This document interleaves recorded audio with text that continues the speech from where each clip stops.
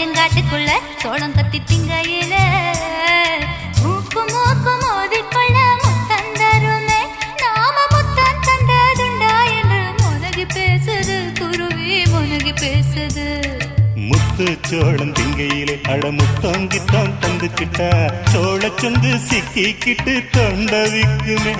இதப்பட்ட சிக்கு சொல்ல சொல்லி புத்தி பேசுது குருவி புத்தி பேசுது